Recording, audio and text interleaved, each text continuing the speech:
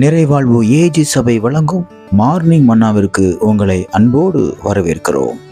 கர்த்தருடைய பரிசுத்த நாமம் மகிமைப்படுவதாக. இந்த நாளிலே உங்களை சந்திப்பதிலே மிகுந்த சந்தோஷம். எனக்கு அன்பான தேடு பிள்ளைகளே, நிறைய பிரச்சனைகளுக்குள்ள நம்ம போகும்போது அதனால நிறைய பாதிப்புகள் நமக்கு ஏற்படும். பார்த்துருக்கீங்களா?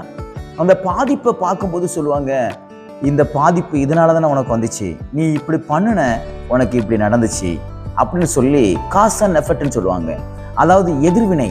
நம்ம ஒரு பாலை தூக்கி எறிகிறோம்னா அது எதிர்வினையா வரும் என்பதில் எந்த விதமான சந்தேகமும் இல்லை. அதே போல சில தவறுகளோ சில காரியங்கள் நம்ம செஞ்சதுனாலேயோ அநேக வேதனைகளையும் துன்பங்களையும் நாம் அனுபவிக்கும் போது நம்மளை பார்த்து நிறைய பேர் ரொம்ப சீப்பாக இட போடுவாங்க.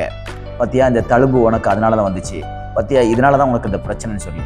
இதே போல நீங்களும் சில அனுபவங்களுக்குள்ளாக போயிருக்கலாம். ஆனால் கர்த்தர் இன்றைக்கு சொல்லுகிறார், உங்களோட எந்த விதமான பிரச்சனைகளும் எந்த விதமான சேதங்களும் உங்கள் மேல் இல்லை என்று உலக ஜனங்கள் எல்லாம் கண்டு கொள்ளக்கூடிய நாட்களை கர்த்தர் சமீபமாய் வைத்திருக்கிறார்.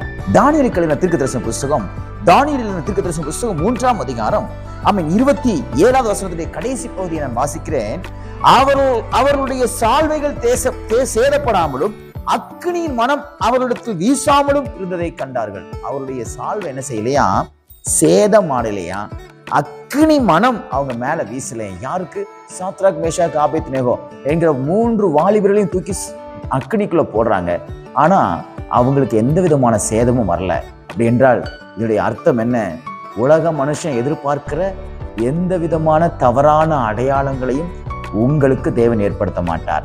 அநேகர் நினைப்பாங்க, இவனுக்கு இந்த பிரச்சனை வந்ததுனால இவன் இதுக்கப்புறம் என்ன ஆக போறான் அப்படிங்கிறத எல்லாம் உலகம் எதிர்பார்த்து கொண்டிருக்கும் பொழுது அவைகள் உங்களை ஒன்றும் சேதப்படுத்தாதபடிக்கு தேவன் மிகவும் அருமையாய் மிகவும் அழகாக உங்களை வழிநடத்தி கொண்டு வருகிறதை உலக ஜனங்கள் பார்ப்பார்கள். அப்போ அவங்க சொல்லுவாங்க, இவ்வளவு பிரச்சனைக்கு நடுவில் இருக்கிறான், ஆனா அவனுக்கு வியாதி வரல. இவ்வளவு கஷ்டத்துக்கு மத்தியில் இருக்கிறான், ஆனா இவன் கவலைப்படல. இவ்வளவு கண்ணீரான பாதைக்குள்ள போகிறான், இவன் மனசு உடையல.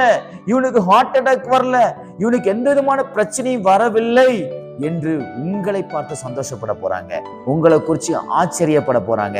தேவன் சில அக்கனியான சூழ்நிலைக்குள்ள நடக்கும்பொழுது, நீங்கள் நடக்கும்பொழுது, சில பிரச்சனைகளுக்கு நடக்கும் பொழுது அவைகள் உங்களை அழித்து விடும் என்று நினைக்காதீங்க. அதனுடைய வாசனை கூட உங்கள் மேல் வீசாதபடிக்கு தேவன் தம்முடைய தேவ தூதர்களை கொண்டு பாதுகாப்பார். மற்றவர்களுக்கு முன்பாக ஒரு அடையாளத்தையும் ஏற்படுத்துவார்.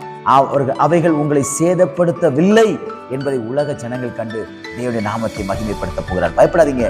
எப்பேற்பட்ட நிலைமையிலிருந்தும் என் ஆண்டவராக இயேசு கிறிஸ்து காப்பாற்றுவார். இந்த பிரச்சனை அப்படி மாறிடுமோ, இந்த பிரச்சனையை அழிச்சிருமோ, ஒன்றும் உங்களை சேதப்படுத்தாதபடிக்கு இந்த நாள் கர்த்தர் உங்களை பாதுகாக்கிற நாளாய் தேவன் உங்களோடு கூட இருந்து நடத்துகிற நாளாக தேவன் மாற்றி கொடுப்பார்கள். நாள் உங்களுக்கு ஒரு ஆசீர்வாதமான நாளாக தேவன் மாற்றி கொடுப்பார்கள்.